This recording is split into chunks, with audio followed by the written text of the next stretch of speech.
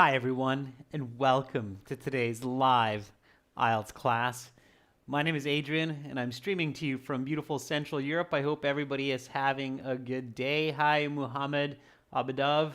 Hi Uchkun Spark. Hi Harsh Kumar. Surya Esh, nice to see Rahul Kumar and many others in the class.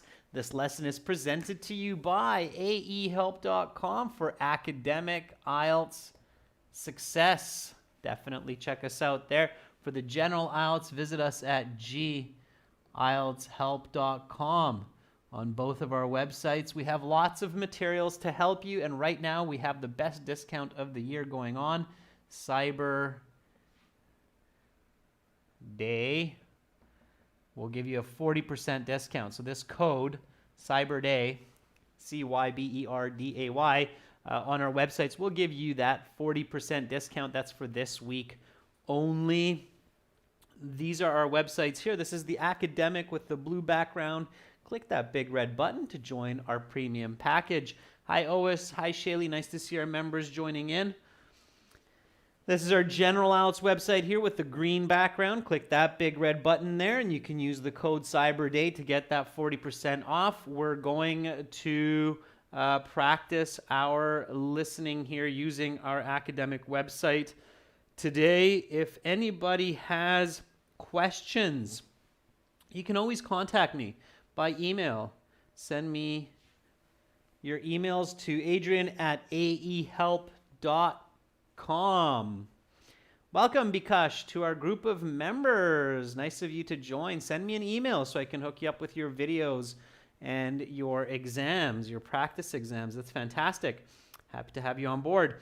All right, students, so more classes today, tomorrow, and the day after. So right now, listening, and then tomorrow we'll have task 1 and reading, and we'll have some speaking classes for you on Saturday. But right now, let's get into our listening practice. As we start our listening, please remember, write your answers in a separate document, not in the chat, so this gives everybody a chance to answer. It's terrible when people are writing answers in the chat while you're listening and it's the wrong answer, and then the other students are confused and they're going, what's going on? So just save it until the end. We will go through the answers together at the end of the listening. Okay? All right. Yesterday we did part 1 and part 2. Does anybody remember the topic of part 3 and part 4, if I hide that? Anybody remember the topic of part 3 and part 4? Yesterday we took a peek at those. I told you about this strategy that during the instruction time you can look at the topics of all of the sections. So anybody remember what those are? Drum roll, please. Section 3, the topic was trade between nations. So something about trade between nations. And Carolina, that's right. It was Michelangelo for part 4. Very good. So I am going to play the audio for you. Volume is maximum on my end. So if it's quiet, then turn up your volume on your device, and definitely use a headset, especially if you're using a mobile phone. Use a headset. Okay, this is exam 5, track 3, CD 5. So let me just get into our website here for the audio materials. Of course, if you're using our website, then the audio is very high quality, but I'm playing this audio through my mic, so it's still good, but definitely if you have the website, that's the way to go. So this is CD 5, track 3. Okay, listen, answer. Don't put the answers in the chat. Write them down separately, and then we'll go through them together at the end. I know it's bright, but don't worry, that'll go away in a second here. All right, everyone, here we go. Turn to section 3. Take some time to look at questions 21 to 26.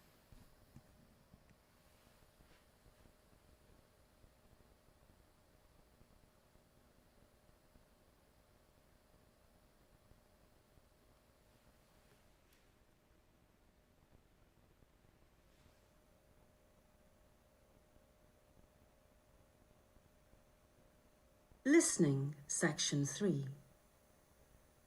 You will hear a forum discussion between the moderator and two contributors, Dr. Rachel Young and Dr. Ronald Sturgeon, both political scientists at the local university, talking about trade between countries. Now listen carefully and answer questions 21 to 26. First of all, I'd like to thank Dr. Young and Dr. Sturgeon for taking the time to spend this afternoon with us. Thank you for having us here today. Dr. Young, could you give us a little background on the topic of free trade and protectionism, a little history? Well, countries and nation-states have been participating in free trade schemes for millennia. The ancient Egyptians, for example, participated in trade with the Arabians across the Red Sea over 3,000 years ago. The Roman Empire imported many goods from outside their lands, especially luxury goods such as silk, which were only available in China. Free trade, however, though, has much younger roots.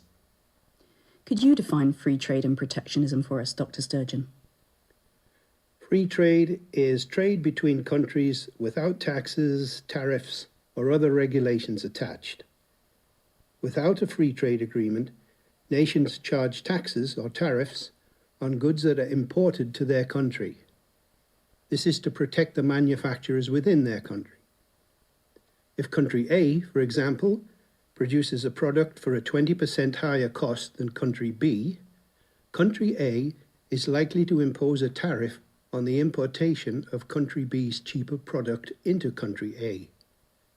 This is to level the playing field for domestic manufacturers. Free trade advocates want to take down this barrier. In my opinion, advocates of free trade do not care about domestic manufacturers and workers in their own country. I believe their only intention is to maximize profit for big international businesses. I know Dr. Sturgeon is impassioned about protectionism, but what he fails to mention is that while free trade may lead to some lost jobs in certain sectors, it leads to many other jobs in other sectors. This may be cold comfort to those in, say, manufacturing or textiles, but we must not be blind to the needs of the many and be distracted by the needs of the few. Nobody says free trade between countries is perfect, but it is certainly better than a protectionist framework which costs the country jobs and prosperity. Another point I would like to make is that free trade increases competition and thus lowers the price of many goods. This saves consumers money. Purchasing a car, for example, is much cheaper under free trade agreements. While such agreements may appear undesirable for a British company such as Land Rover, since they are given price disadvantage within the United Kingdom, this is not the whole story. While it is true that the company is at a minor disadvantage within their home country, free trade agreements puts them in an equally advantageous position in other countries in which the UK has a free trade agreement. You now have some time to look at questions 27 to 30.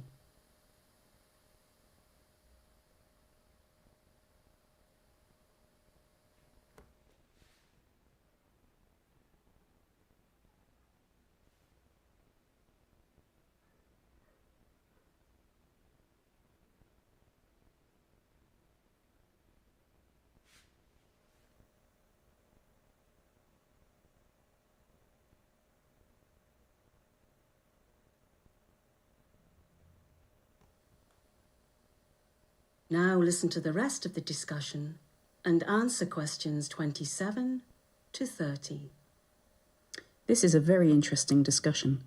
Dr. Sturgeon, from reading some of your work, I know you have some ethical concerns about free trade. Yes, I have a number of ethical concerns. First and foremost, free trade agreements incentivize highly unethical sweatshops. When countries such as the United Kingdom enter free trade agreements with countries with lower human rights standards, we put ourselves at risk of tacitly endorsing those low human rights standards.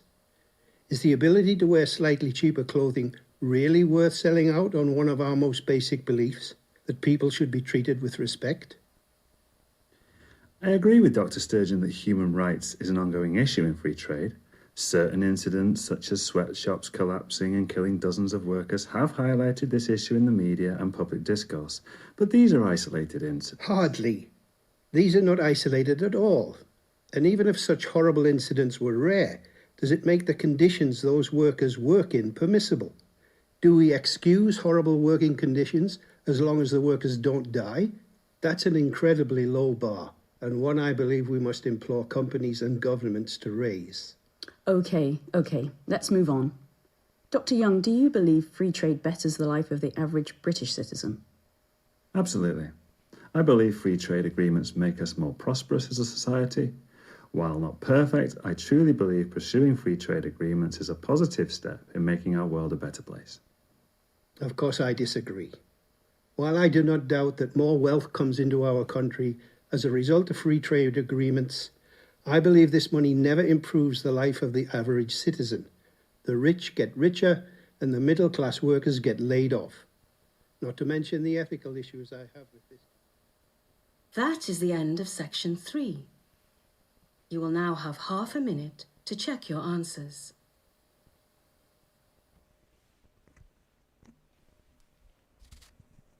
And check those answers, students. Make sure you haven't made any silly mistakes. Look at the questions. Look at your answers, especially for multiple choice. Logic will often help you for multiple choice. Okay, I'm just going to stop our audio, and then we will go through the questions together. Now, I tried to make it as big as possible here for the text. I saw some of you are having difficulty reading it. It also depends on your internet connection. This is a low latency live stream, so you do need some good internet to be able to see it clearly. Okay, if you're using data on mobile, that might be a little bit tricky. Okay, so here we go, everyone. Let's do this together. So here they're talking about trade. And hopefully most of you got that the topic here that they're talking about was free trade versus protectionism. Okay. Now, when you're doing the listening section at home, it's really important to practice just understanding what they're talking about. Okay, you can't just do a good job or get a high score by simply listening for keywords. Okay, so trying to listen for keywords is not good enough to get a high score. You do have to understand what the discussion is about. So before we get into our answers, in a very simple definition, what is free trade? So what does it mean, free trade? How can you define that? Okay. So hopefully most of you understood that here there are two professors debating, arguing about free trade versus protectionism. So what is free trade?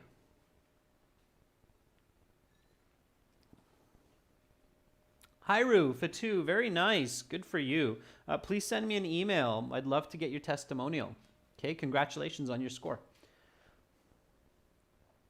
So David says to do commerce without barriers. Okay, yeah. Joseph says no import and export tariffs. Yeah, Sandeep says no tariffs or taxes. Yeah, very good. So no import, export, tax. Right, okay. And what is protectionism? Okay. So what is protectionism? What does that mean? Okay. Again, if you didn't understand this, then what you need to do is you need to look at the transcripts, listen for the audio again, before you even go and answer all the questions, okay? So what does protectionism mean? Obviously, it means taxes, so import taxes, but why? Okay, so here, of course, if you can figure out that free trade means no import or export tax, especially the import part, and protectionism means that there's some import taxes, then why? So why do they do that? Joseph says taxes on import-export, but not for domestic. Yeah, okay, so Sandeep says to protect the domestic industry.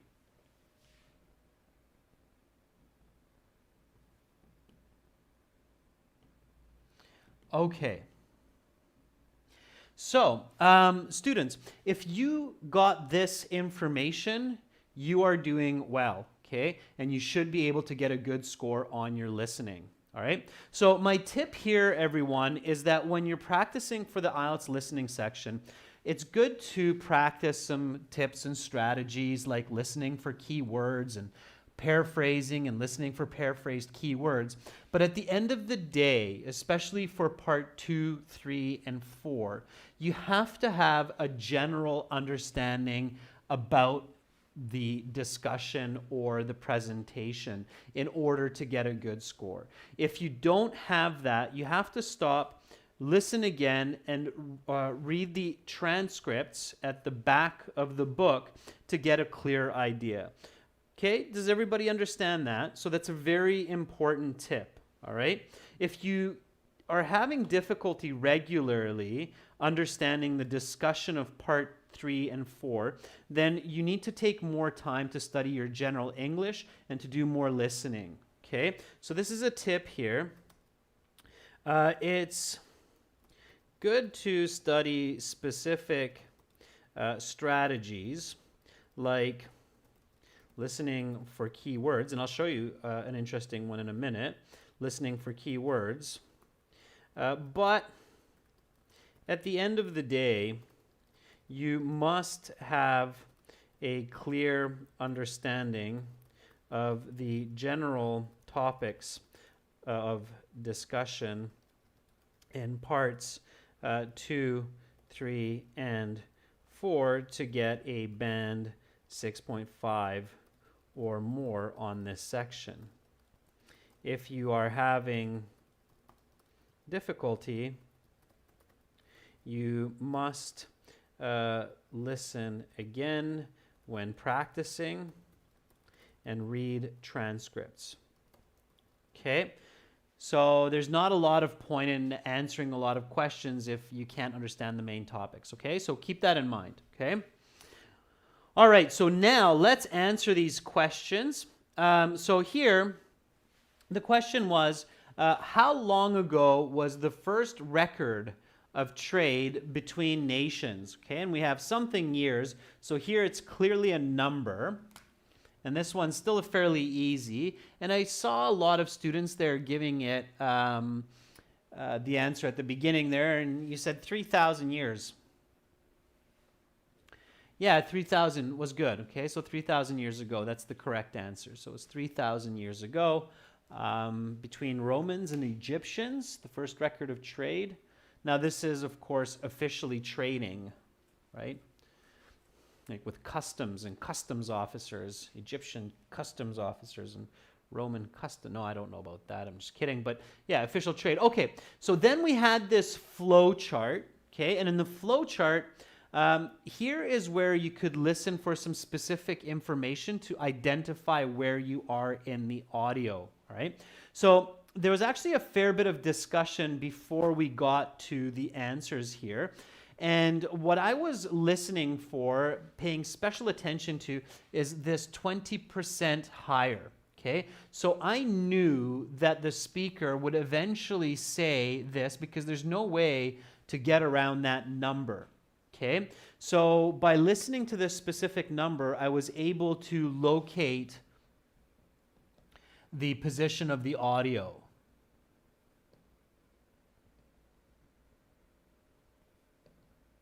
Okay, so use these kinds of numbers or names like country A and country B as markers, as identifiers.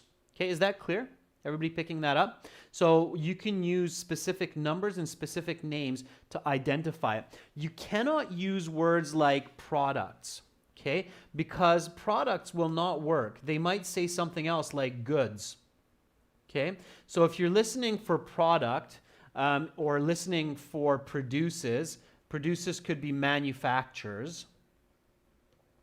Okay, so common nouns cannot be used to identify your position because they're going to paraphrase those. All right, Mohammed, Surya, Carolina, Nikhil, Andre, I see that you're giving me thumbs up, right? So common nouns are not good to identify your location because they'll paraphrase them. Specific nouns like names or numbers are usually good to identify. Okay, so that's what I mean by some kind of specific strategies. Okay, so here we go. Let me just write that down for everyone real quick, and then we'll go to these next questions. Okay. So here's another tip. Use specific nouns and numbers as markers to identify your or the location in the audio. Okay. Do not use common nouns, as these will often be paraphrased in the audio and you will lose your position. And then when you lose your position, all kinds of trouble happens. You can miss a lot of marks, okay? Now, it's not the end of the world. Logic can still help you, but ideally, you are keeping the right place in the audio. Okay. All right. So a company in country A imports the product. If the country does not have a free trade agreement, the company must pay a tariff. Very good, Nadia. It is a tariff. Tariff. It's like a tax, right? This is to level the playing field for what's 23? Small t, it's common noun, tariff. Okay. Thanks, Sajal. All right. So 23, why are they paying those tariffs? Who are we leveling the playing field for? I can figure out that because of this preposition, this is going to be some kind of a noun. Now, here, I have to pay attention. It's no more than 2 words. So some of these are going to be 2 words. Joseph says it's domestic manufacturers. Yeah, that's what we said, right? Protectionism protects the domestic industry. So domestic manufacturers. It's a long one. Okay, so domestic manufacturers, right? The local producers, all right? They say this word twice, or this collocation. They say it twice, so you can catch it, okay? All right. So tariff, domestic manufacturers. Okay, here we go, everyone. Number 24. Now, always read through the flowchart. So if the countries do have a free trade agreement, the company does not have to pay to import the item. Some advocates of protectionism believe free trade advocates are only worried about maximizing something for large corporations. 24, I see a lot of you answering profit. That's great. Okay, Balkar, Shaylee, yeah. So profit. Maximizing profit for large companies. Very good. Just be careful about your spelling, okay? Profit or profits is okay as well. If you put S, sometimes if you get the wrong plural or singular, it'll be wrong. But in this case, profit or profits, both are acceptable. Okay? I believe they actually say both. Okay, so here we go with 25 and 26, still in the first half. This is the other professor speaking here. So write no more than 3 words. Now this is 25, so for 25 you need 2 words, okay? Careful, pay attention to these kinds of questions where it's one question and you have 1 word and then you have another word. All you do is you just write both words. If you really want to, you can put a comma, but you have to have the right order. So this has to be first, this has to be second. If you reverse it, it doesn't make sense, okay? So some people will lose their jobs under free trade agreements, but we must emphasize the needs of the many. Very good. So emphasize the needs of the many. and not be sidetracked by the needs of the few. So it's many, comma, few. Okay, so many and few. So if you have this box, if you're doing the paper-based exam, computer-based exam, it's simple because you just type the words into those spaces. Paper-based exam, you would have question 25, and then you could write many and few, like that. If you really want, you can put a comma in there, but as long as you have a space, it's okay as well. Okay? All right. Now, again, watch the paraphrasing. So instead of sidetracked, what word did they use? Little bonus question here. Let's see how many of you were really paying attention. The speaker actually didn't say the word sidetracked. They said another word. What was the word instead of sidetracked? Whoever tells me this gets a bonus point from me. It's nothing tangible, but you do get my super thumbs up of the day. So what word did that speaker use instead of the word sidetracked? It wasn't swerve. It wasn't sidelined, Mohammed and Joseph. It was something else. I'll even give you a hint. It started with a D. What was that word? It wasn't ignored. And by this, I will also teach you the definition of sidetracked. Not overlooked. That's right, Joseph. You got it by my tip. Boom, thumbs up. Very good. Distracted. Yeah. Okay. To sidetrack or to be distracted are synonyms. Okay. So distracted. He said, we must not be distracted by the needs of the few and ignore the needs of the many. Okay, so he also reversed the grammar. So you have to be careful with paraphrasing and grammar. Okay, then we have the second half of the audio, questions 27 to 30.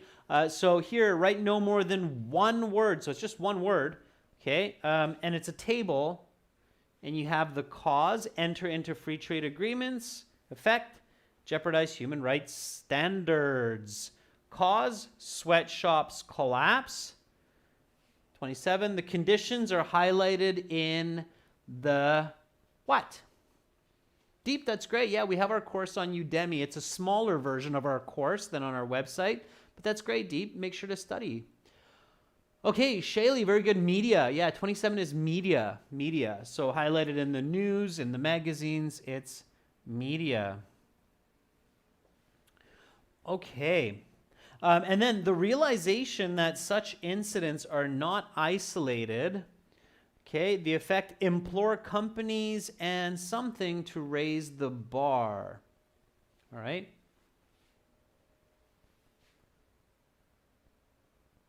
Thank you. Somebody said we forgot to mention 26. If you miss a question, definitely if you catch it, go back. So here we go. Let's go back to 26 then and answer that together. Good. A lot of you are paying attention. Very nice. We'll go back to the last one after. I see that some of you have the right answers, so we can answer that quickly now.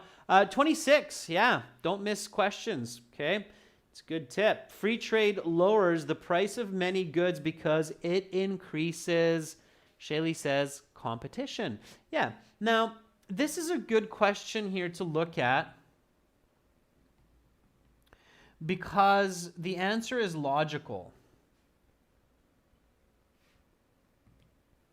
So it's important to know that in the IELTS, even if you miss a question, if you didn't hear the audio, if you think critically, right? So why is free trade beneficial? Well, it increases competition, right? So if my neighbor is selling a chocolate bar for $1, and I'm selling mine for $2, then either my chocolate bar has to taste better, it has to be bigger, or I'm going to be in trouble, right? So there's competition because of free trade, okay? So logic can help you a lot, okay? All right, good. Very good. So even if you miss a question, if you don't hear it, go back, look at it, think carefully, and you can still come up with competition as the correct answer, okay? Shaylee says, I miss chocolate. Yeah, we all, well, not everyone, but most people like chocolate, including myself. All right, so here, implore companies, and I saw a lot of you give the right answer. It's governments,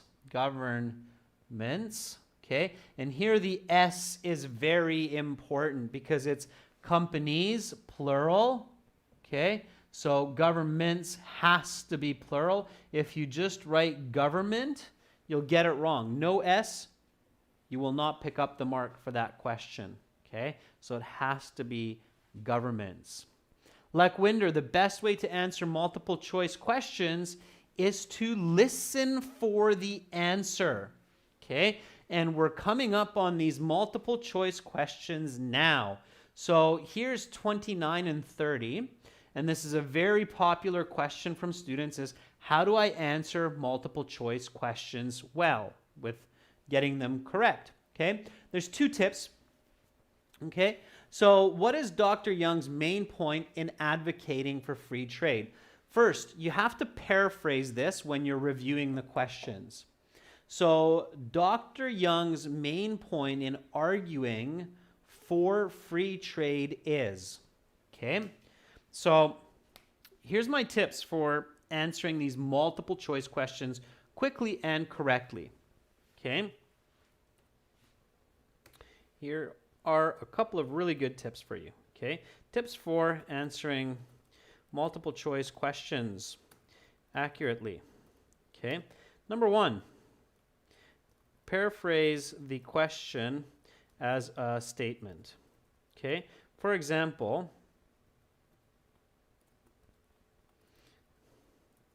the main point argued by the professor in favor of free trade is, and then dot, dot, dot, dot, dot, or dot, dot, dot, dot, dot. And then the second one is, rather than staring at the choices,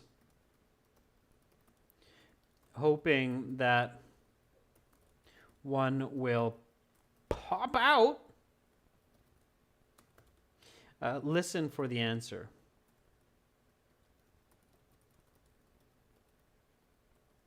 Okay, especially when you have multiple choice questions where you have full sentences. Okay, if you're trying to stare at these sentences, I mean, each sentence here is like 15 words. And meanwhile, you're listening to this audio. If you're staring at these sentences, hoping that they're going to use the words economic driver or are not perfect, it's very unlikely that you will catch it, even if you are a native speaker, even if you're a trained native speaker.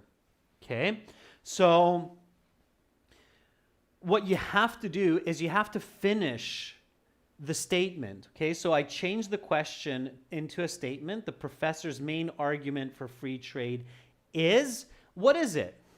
Okay, so let's finish the statement. What statement does the professor make?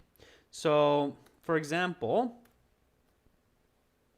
and here all I'm going to do is just copy this over, because all I'm doing here is just finishing his idea. Okay, I'm listening for his idea and finishing it. If you don't catch it, well, it's a guessing game at that point. You got a 30% chance or 33% chance of getting the correct answer.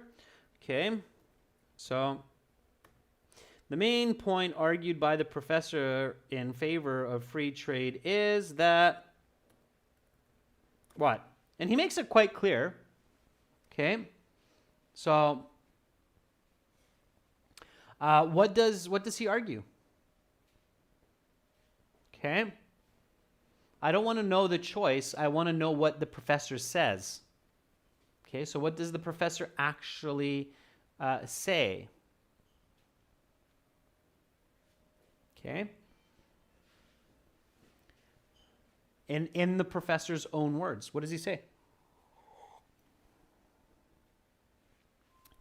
He says something very, very clearly, okay, and you should catch it. He says, well, free trade, Yeah, okay, Fennel, good. So Fennel Jayesha, you're using your own words. Very good, Fennel. So he says something like, the main point argued by the professor in favor of free trade is that while it is not perfect,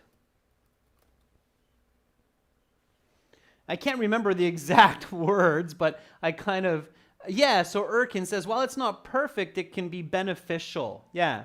Very good. So yeah, so he says, while it's not perfect, it's the best we have to benefit everyone. Something like that. Okay, I can't remember it exactly either, and you don't need to. You just need to remember kind of the main idea of what his argument was.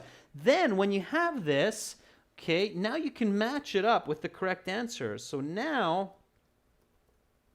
you can match this up with the right answer. Okay, so if I go back here, free trade agreements are the biggest economic driver for making the world a better place. Free trade agreements are not perfect, but they are a good step towards increasing global welfare. Okay, that looks really close to what I heard him say, right? Vivek, not perfect, but still a positive step. Very good, Vivek. So B looks good, right? Yeah? B looks good? So B it is, right? So I choose B. And if I read C, I notice that, yeah, B is the closest one. Okay? So that's how you do multiple choice. Okay? If you're just looking at these or staring at these, it's not going to happen. Okay? It's not going to happen. All right? So you have to get the answer on your own, especially for these multiple choice questions that have long answers. Okay? So here's the other person, the other professor. What is Dr. Sturgeon's main point in advocating for protectionism? So here I change this to the other professor's main argument for protectionism is, and then I remember what he says, is that it works better than free trade because it doesn't concentrate all of the money into a few people's hands. He says something like that, right? So it's it helps to, I can't remember the exact words, something like it's more fair for the general public. Yeah. Sandeep says the rich get richer while the poor get poorer. Exactly. Yeah. That's what he says. The rich get richer, the poor get poorer with free trade. So that's his argument for protectionism, right? Okay, and that one was C. So if you paid attention, that would be C. The rich get richer, the poor get poorer. Very good, Fennel. Good job. Okay, good job, Sandeep. Nicely done. All right. So let's do the last part. I've given you lots of tips, lots of strategies. Time to use them. Part 4 is challenging. It's a lecture, and we are going to get right into it. So, fantastic, everyone. At the end, we'll add them all up. Mohammed got 7. 9 out of 10 is really good for part 3. Okay. So if you're getting anything over 7 or more for part 3, you're doing really well. Okay. All right. Let's get into part 4, everyone. So again, remember to share your answers at the end. For now, just write it into a separate document. If it's quiet for you, turn up the volume. If you're having difficulty seeing the screen, you need to increase your internet speed. I'm okay on my end. So here we go, everyone. All right. Again, this is coming from our website. So this is CD5 because it's exam 5. And this is going to be track 4. So here we go with the final part. Now turn to section 4. Take some time to look at questions 31 to 40.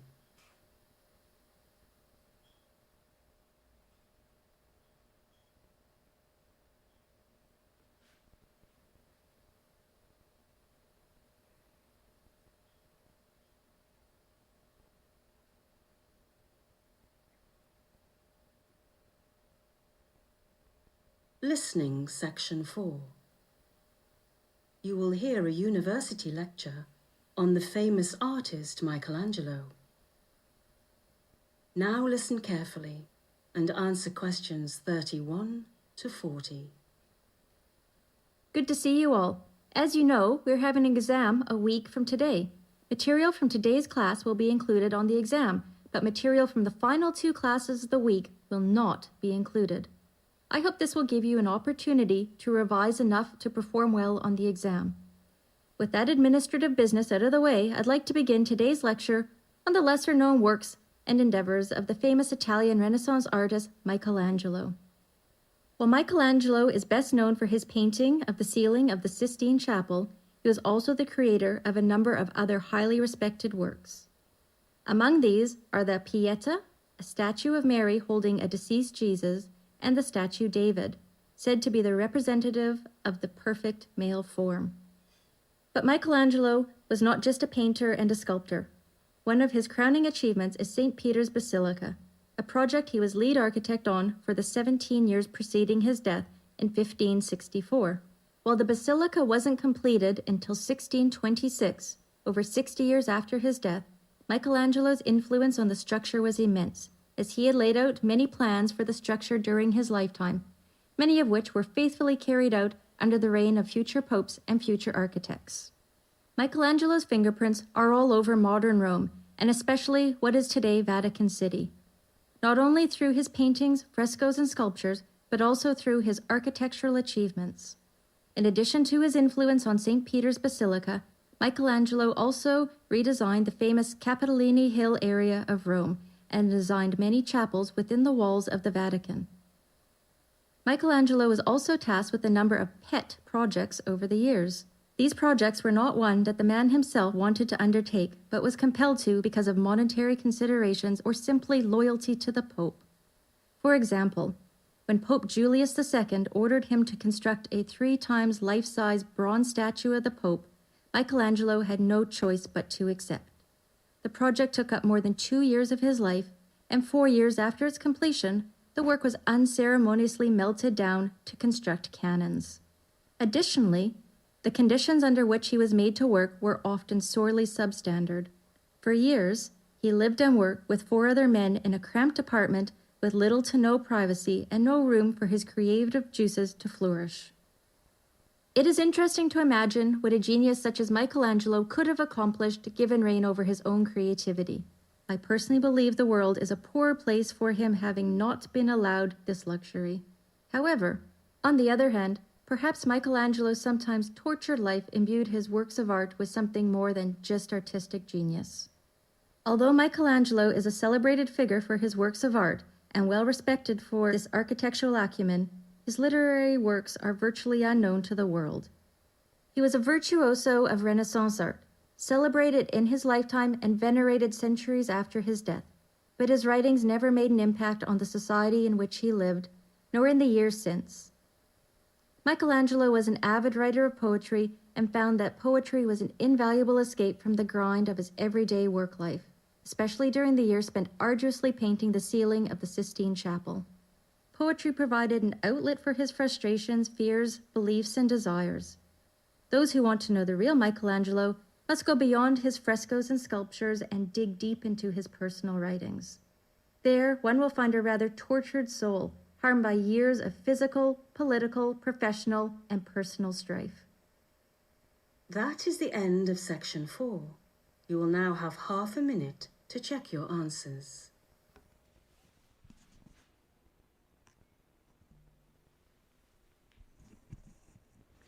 All right, so you should check your answers in that half minute, because then you'll have 10 minutes to transfer your answer sheets, your answers to the answer sheets in the paper-based exam. You have a few minutes to look over your questions in the computer-based exam. So here we go, students. All right, let's do this. Part 4 moves quite quickly. You really have to follow along. First one, you have to decide if it's on the exam or not on the exam.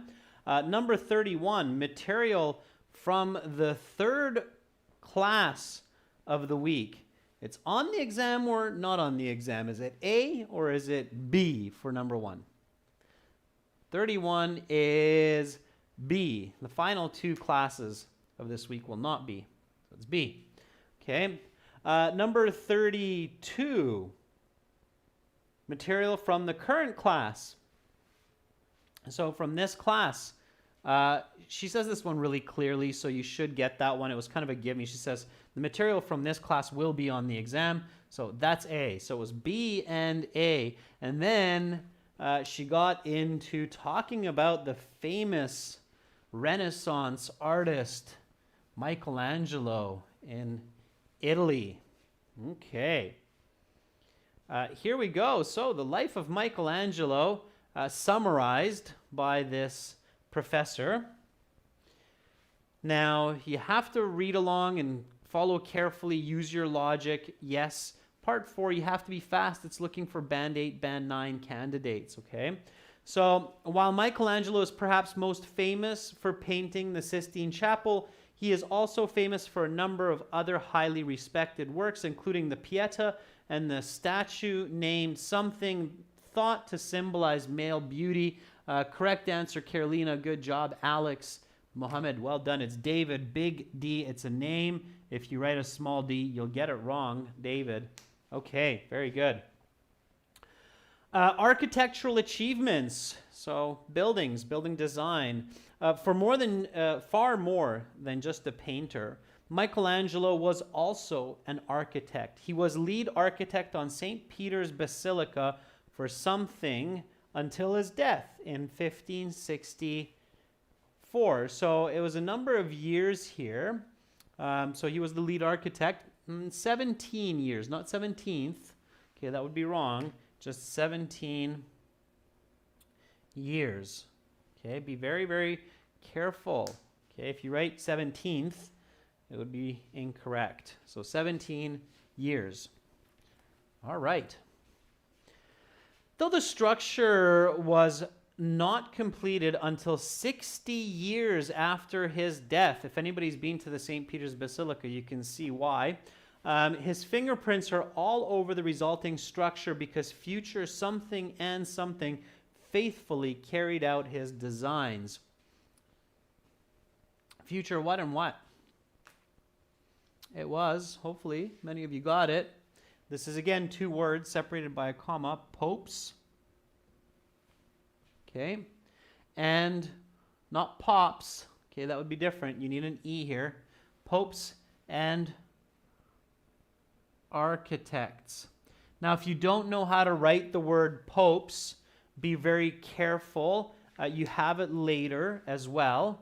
So here, he was also a loyal servant of the Pope. And oh, look at this. They use a capital letter for Pope. So good. Okay, so I know that I need to make this a big P, and then I have the accurate spelling. Okay, so if it's given, make sure to check it out. Okay, use what's given to help you with the answers. All right, here we go. Servant of the papacy. He was also a loyal servant of the Pope. Sometimes this was important work, though sometimes it was rather pointless. He once built a something of the Pope only to see it melted down for cannon parts just a few years later. How terrible. Just imagine how much that statue might be worth today. Okay, what did he build? I kind of gave you the answer there a second ago. King in the north, okay? A bronze statue is correct. So bronze statue. Yeah, bronze statue. Bronze is a type of alloy, okay? All right, I missed 36. Oh, what happened there?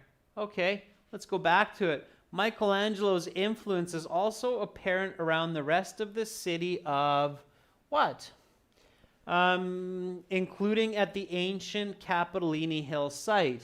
So here, number 36 is Rome. Okay.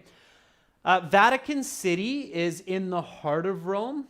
Okay. That's the seat of the Christian church. It's the Vatican City in the heart of Rome.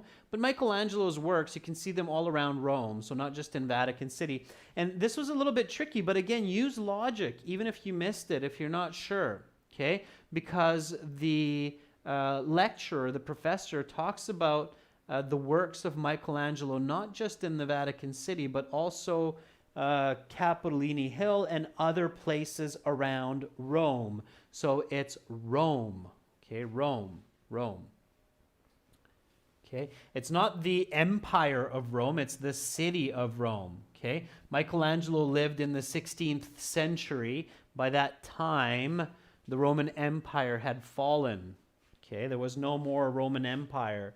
Okay, it was just the city of Rome. Some basic ancient human history knowledge is definitely helpful in the IELTS. Okay, all right.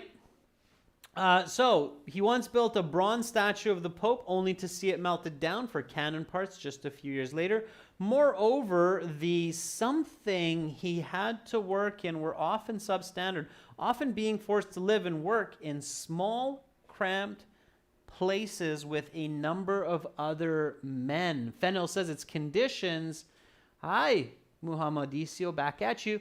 Muhammad Izzat agrees, Shaley agrees, and conditions is correct. Plural is good here, so conditions. Very good, with an S. Yeah, absolutely.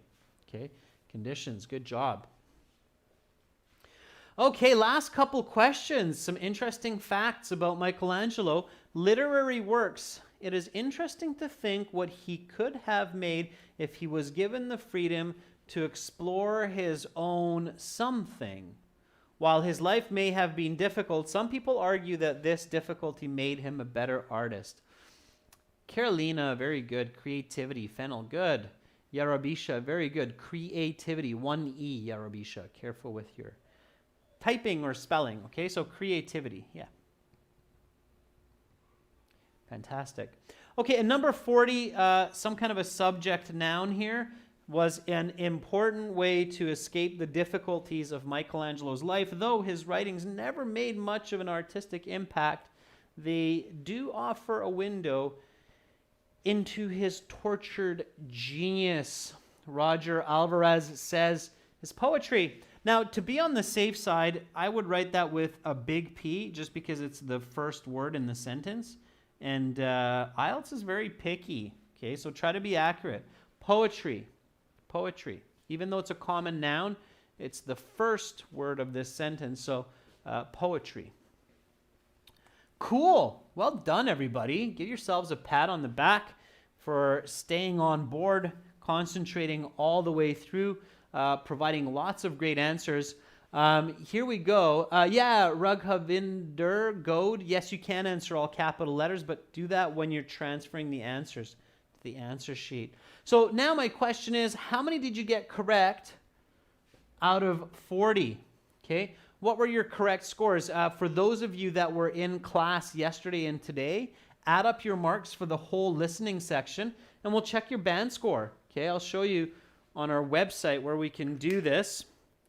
So let's hop over to the website here. I'm just going to darken up our screen here a little bit so you can see this. Okay. Mohammed, I see that 29 out of 40. So at the bottom of the websites, you have lots of information, but you have this score calculator. Okay, so that score calculator that I just clicked on, that's in your general IELTS and in your academic IELTS help web portals. And then you see here, it's the listening out of 40. Okay, so Mohammed Azat says 29. 29 out of 40 is a 6.5. Okay, if you got 35, I see a 35 up there. A 35 is a band 8. Okay. All right, and I see a 34. Not sure about that. 34 is a 7.5. So clearly 34, 35, that's a cutoff. So those of you who got 35, you just got a band 8. Okay, you just got a band 8. So 34 is 7.5. 35 is 8. Okay. Dhruvi, 38. It's an 8.5. Okay, 39 and 40 are band 9. Okay. All right. If you got 40 out of 40, that's definitely a band 9. Band 9 starts at 39. So if you make one mistake, you get 9. If you have all correct, it's a band 9. Okay.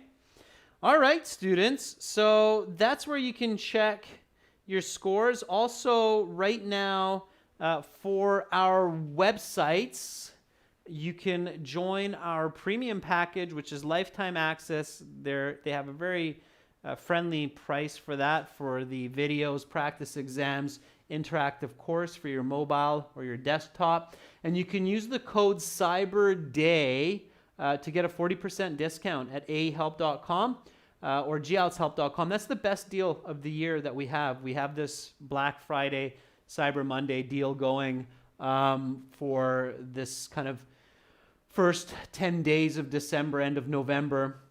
So it's a good time to use it, and it's lifetime access, and you get lots and lots of videos, practice exams, and lots more help. So check it out.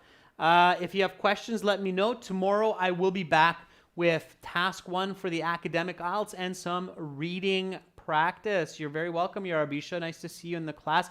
Yarabisha, make sure to join the members chat classes too a little bit earlier if you can. Okay? All right. Shaylee, I'm happy you're being active. That's good. Keep it up.